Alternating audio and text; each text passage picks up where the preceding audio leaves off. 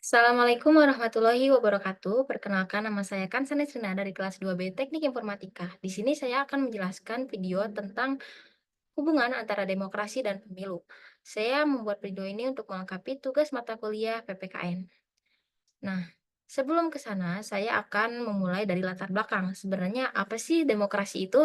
Nah, demokrasi merupakan sistem pemerintahan yang memungkinkan partisipasi aktif masyarakat dalam pengambilan keputusan politik, sehingga setiap individu memiliki suara dan peran dalam menentukan arah kebijakan negara.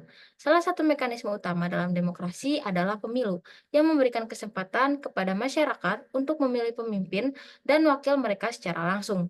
Melalui pemilu, prinsip-prinsip demokrasi seperti keterwakilan, akuntabilitas, dan transparansi dapat diwujudkan. Oleh karena itu, keberlangsungan dan kualitas pemilu menjadi indikator penting dari kesehatan demokrasi suatu negara. Pemilu yang bebas dan adil tidak hanya mencerminkan kematangan politik masyarakat, tetapi juga memperkuat legitimasi pemerintah yang terpilih. Nah, Indonesia sebagai negara yang menganut sistem demokrasi memiliki sejarah panjang dan dinamis dalam perkembangan demokrasi dan pelaksanaan pemilu. Sejak proklamasi kemerdekaan pada tahun 1945, Indonesia telah mengalami berbagai fase pemerintahan dengan pendekatan yang berbeda-beda terhadap demokrasi. Setiap era pemerintahan di Indonesia mencerminkan tingkat dan bentuk demokrasi yang berbeda, yang dipengaruhi oleh keterbatasan dan kebebasan politik yang relatif tinggi, namun disertai dengan ketidakstabilan politik. Nah, ada banyak faktor, yaitu faktor politik, ekonomi, dan sosial. Era demokrasi parlementer pada tahun 1950 sampai 1959 ditandai dengan kebebasan politik yang relatif tinggi, namun disertai dengan ketidakstabilan politik. Pada masa demokrasi terpimpin di bawah Soekarno pada tahun 1959 hingga 1965, terjadi pembatasan kebebasan politik dengan kontrol yang lebih ketat dari pemerintah pusat. Selain itu, pada periode Orde Baru di bawah Soeharto 1966 sampai 1998 memperkenalkan stabilitas politik namun dengan pembatasan yang signifikan terhadap kebebasan politik dan hak-hak sipil. Selama lebih dari 3 dekade, pemilu di era Orde Baru lebih bersifat formalitas dengan kontrol yang ketat dari pemerintah terhadap proses politik. Barulah setelah runtuhnya Orde Baru dan dimulainya era reformasi pada akhir 1990-an, Indonesia memasuki babak baru dalam perkembangan demokrasinya. Era reformasi membawa angin segar bagi demokrasi Indonesia, dengan pemilu yang lebih bebas dan adil, serta meningkatnya partisipasi politik masyarakat. Reformasi politik yang dilakukan termasuk perubahan dalam sistem pemilu dan pembentukan lembaga-lembaga independen dan penguatan peran masyarakat sipil. Nah, Menge setelah itu, kita akan menganalisis nih apa implementasi nilai-nilai demokrasi di berbagai era pemerintahan di Indonesia. Nah, ini tuh penting untuk memahami bagaimana demokrasi berkembang dan apa saja tantangan serta hambatan yang dihadapi. Nilai-nilai demokrasi seperti kebebasan berpendapat, keadilan, transparansi, dan partisipasi masyarakat harus selalu dijaga dan ditingkatkan agar demokrasi dapat berfungsi secara optimal. Nah, selanjutnya adalah kita akan melihat dari si konsep demokrasi itu sendiri. Kalau secara etimologis, istilah demokrasi itu berasal dari bahasa Yunani yang artinya demos berarti rakyat dan kratos yang berarti kekuasaan. Konsep demokrasi berarti rakyat berkuasa atau government of rule by the other people. Demokrasi memiliki arti penting bagi masyarakat yang menggunakannya, sebab dengan demokrasi, hak masyarakat untuk menentukan sendiri jalannya organisasi negara dapat dijamin. Jadi, negara demokrasi adalah negara yang diselenggarakan berdasarkan kehendak dan kemauan rakyat itu sendiri. Atau jika ditinjau dari sudut asas persetujuan rakyat, karena kedaulatan berada di tangan rakyat, menurut Schumpeter pada tahun 1942 mendefinisikan bahwa demokrasi sebagai metode institusional untuk mencapai keputusan politik di mana individu memperoleh kekuasaan untuk memutuskan melalui perjuangan kompetitif untuk suara rakyat. Nah, Ada banyak sekali perkembangan demokrasi di Indonesia, mulai dari masa demokrasi parlementer, demokrasi terpimpin, masa Orde Baru, dan era reformasi yang terakhir ya. Era reformasi itu dari 1998 hingga saat ini. Lanjutnya adalah ke pemilu. Saya di sini akan mulai dari apa sih definisi pemilu itu? Nah, pemilu atau bisa dibilang pemilihan umum adalah salah satu cara dalam sistem demokrasi untuk memilih wakil-wakil rakyat yang akan duduk di lembaga perwakilan rakyat, serta salah satu bentuk pemenuhan hak asasi warga negara di bidang politik. Pemilu dilaksanakan untuk mewujudkan kedaulatan rakyat, sebab rakyat tidak mungkin memerintah secara langsung, karena diperlukan cara untuk memilih wakil rakyat dalam memerintah suatu negara dalam jangka waktu tertentu. Nah, menurut Austen Rene, pada pemilu dikatakan bahwa sebuah pemilu dapat dikatakan demokratis apabila memenuhi kriteria sebagai berikut. Yang pertama, penyelenggaraan secara periodik atau regular election. Yang kedua, pemilihan yang bermakna atau meaningful choices. Yang ketiga, kebebasan untuk mengusulkan calon, freedom to put forth candidates. Yang keempat, hak pilih untuk bagi kaum dewasa atau universal adult suffrage. Ada juga kesetaraan bobot suara atau equal weighting votes. Keenam, ada kebebasan untuk memilih atau free registration of choice. Terakhir, yang ketujuh, yaitu ada kejujuran dalam perhitungan suara dan pelaporan hasil, accurate counting of choices and reporting of results. Jadi, kalau misalkan dalam sebuah pemilihan umum tidak ada ketujuh nilai ini, maka pemilihan tersebut tidak dikatakan demokratis. Karena bisa saja kok kalau misalkan salah satu dari, nilai-nilai tersebut hilang, itu akan menyebabkan ketidakseimbangan dan kalau misalkan dalam sebuah mesin, kalau misalkan ada salah satu komponen mesin yang rusak, maka mesin tidak akan bisa berjalan. Selanjutnya itu, sebenarnya pemilihan umum dapat dilakukan dengan 2 cara, yaitu yang pertama, cara langsung di mana rakyat secara langsung memilih wakil-wakilnya yang akan duduk di badan-badan perwakilan rakyat. Contohnya pemilu di Indonesia untuk memilih anggota DPRD, DPR, dan presiden. Jadi di Indonesia itu, mmm, pemilihan umumnya dilakukan secara langsung ya. Nah, cara yang kedua ada yang disebut dengan cara bertingkat, di mana rakyat terlebih dahulu memilih wakilnya atau senat, lantas wakil rakyat itulah yang akan memilih wakil rakyat yang akan duduk di badan-badan perwakilan rakyat. Jadi, mungkin ini diterapkan di Amerika ya, karena, menggunakan senat. Jadi, jadi kan, ini di Amerika itu adalah sebuah negara yang terdiri atas negara-negara kecil. Nah, jadi, Amerika itu untuk memilih presiden, dia, mmm, apa, dia menggunakan cara bertingkat di mana senat-senatnya yang akan memiliki hak suara untuk memilih badan-badan perwakilan rakyat yang akan duduk di politik. Selanjutnya adalah berdasarkan daftar peserta partai politik. Sistem pemilihan umum terbagi menjadi dua, yaitu sistem terbuka, yaitu pemilih mencoblos atau mencontreng nama dan foto peserta partai politik. Dan yang kedua, sistem tertutup, yaitu pemilih mencoblos atau mencontreng nama partai politik tertentu. Kedua sistem memiliki persamaan, yaitu pemilih memilih nama tokoh yang sama, di mana tokoh-tokoh tersebut bisa bermasalah di depan publik. Nah, selanjutnya kita akan langsung membahas fungsi pemilu ya.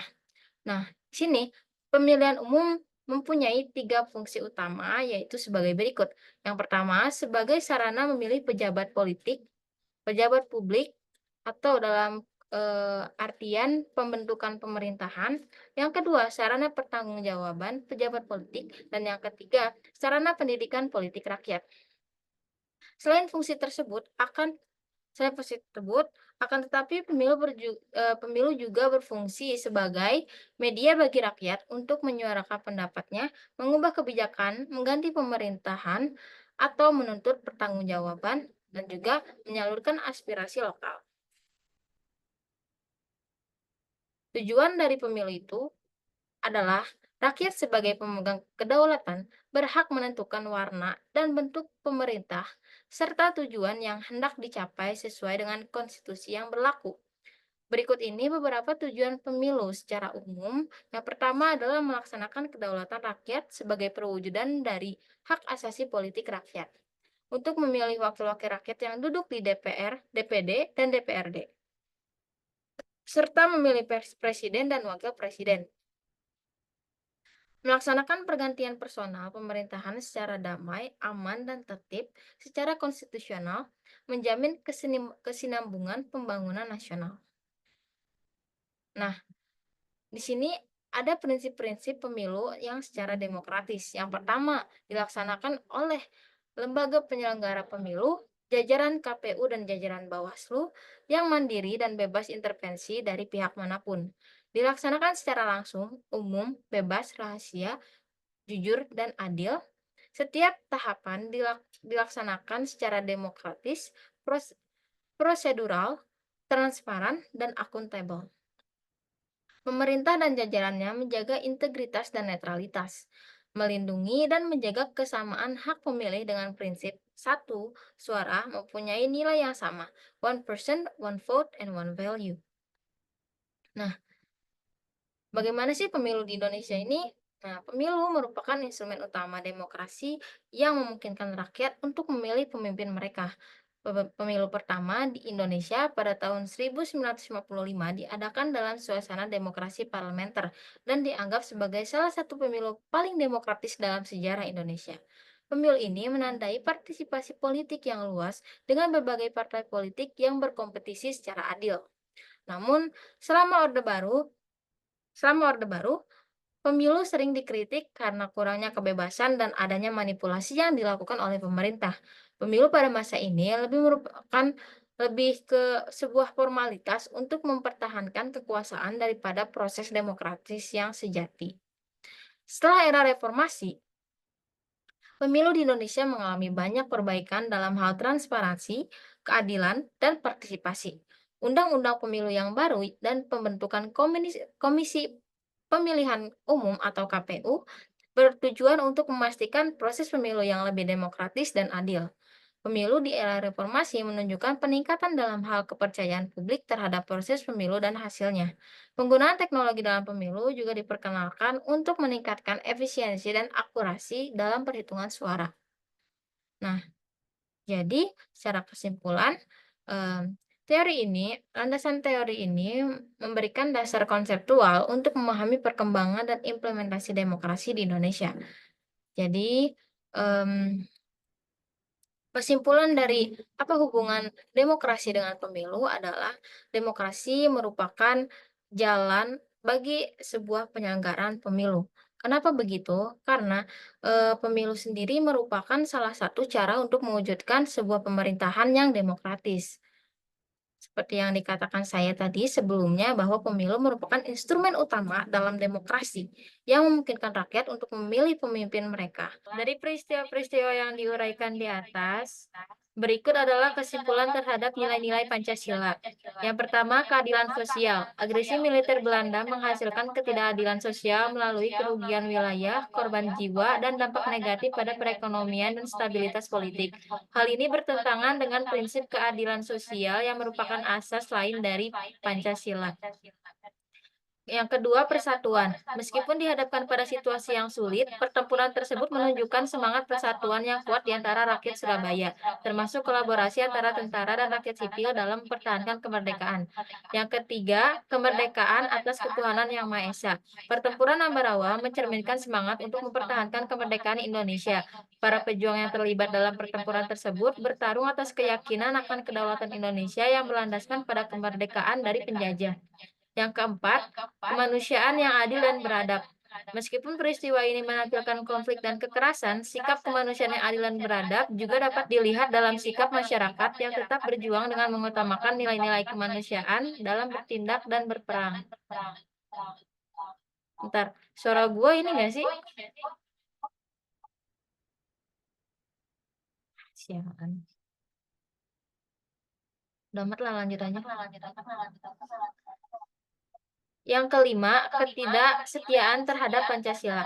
Pemberontakan PKI Madiun pada tahun 1948 dianggap sebagai tindakan yang bertentangan dengan nilai-nilai Pancasila. Pancasila menekankan persatuan, demokrasi, dan keadilan sosial, namun pemberontakan tersebut melanggar nilai-nilai tersebut dengan menggunakan kekerasan dan merusak stabilitas politik serta keamanan sosial.